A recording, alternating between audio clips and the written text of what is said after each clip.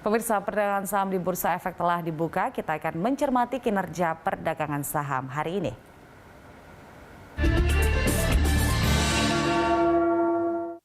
Dan untuk mengetahui bagaimana pergerakan saham hari ini, pemirsa, kita telah terhubung dengan analis CEO Elkoran Feed Indonesia Investama, ada Pak Fendi Susianto. Selamat pagi, Pak Fendi.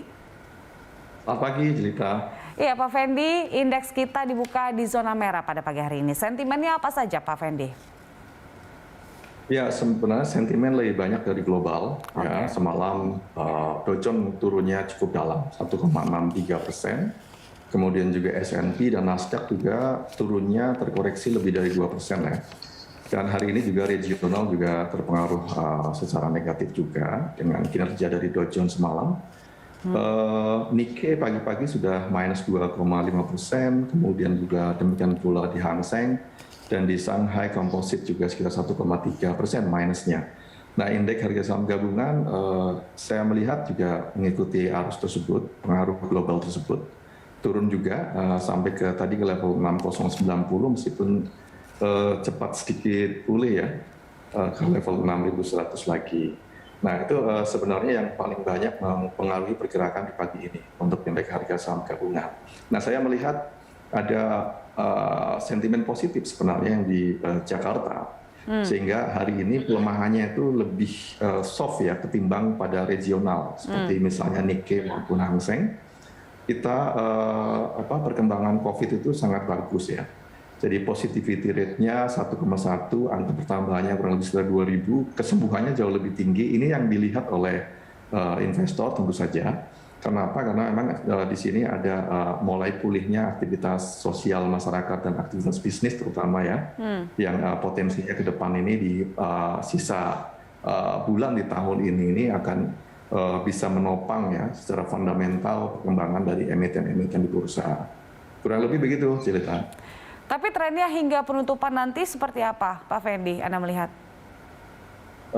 Saya melihat bahwa tren hingga penutupan kalau kita berkaca dan melihat dari pergerakan rupiah ya yang cukup stable di 14,265, kemudian juga yield obligasi kita yang 10 tahun kurang lebih sekitar 6,3 ya. Kita melihat nampaknya pergerakannya juga di rentang sempit ya, di batas bawah masih tetap di level 6.050. Di atas resistennya maksud saya adalah di 6.150. Jadi kecenderungannya nanti akan bergerak di in the middle of support and resistance. Jadi pada kisaran 6.050 hingga 6.150. Artinya tidak terjadi shock ataupun gerakan yang cukup ekstrim, penurunan hingga pengujian ke level di bawah 6.000 kembali kalau menurut saya. Oke, itu dia untuk rentang pergerakannya hingga penutupan. Pak Fendi, Amerika juga akan kembali merilis sejumlah data, termasuk data soal tenaga kerja, kemudian data manufaktur. Biasanya kalau soal tenaga kerja ini akan membuat pergerakan yang cukup signifikan di indeks. Bagaimana dengan prediksi Anda yang akan dirilis pada pekan ini? Nah, kalau kita melihat prediksinya masih volatile ya, artinya angka tenaga kerja di sana perkembangannya masih fluktuatif, naik turun, belum terjadi suatu kondisi yang cukup firm ya, terjadi peningkatan yang sustain. Nah, kita melihat ada potensi di sini juga akan sedikit mengalami pelemahan kembali. Nah, ini yang kemudian dilihat oleh para investor global terhadap perkembangan di US, dan ini juga akan kaitannya dengan decision yang akan di-made oleh pemerintah AS maupun The Fed ya, the Federal Reserve itu, terkait dengan angka perkembangan tenaga kerja. Kalau inflasi sudah dirasa cukup tinggi ya, sudah punya alasan khusus untuk ada potensi kenaikan suku bunga mungkin di 2022. Tapi dari angka tenaga kerja nampaknya masih volatile dan ini masih bimbang juga. Jadi artinya di sini akan meningkatkan fluktuasi ataupun volatilitas di financial market di US itu sendiri. Oke, isu dari global sedikit beragam, tapi dalam negeri sebenarnya kita agak diuntungkan dengan membaiknya isu COVID-19. Sebenarnya sektor apa saja yang diuntungkan di dalam negeri ini? Nah, sektor yang diuntungkan masih tetap kalau kita melihat adalah sektor di mining ya, bertambangan.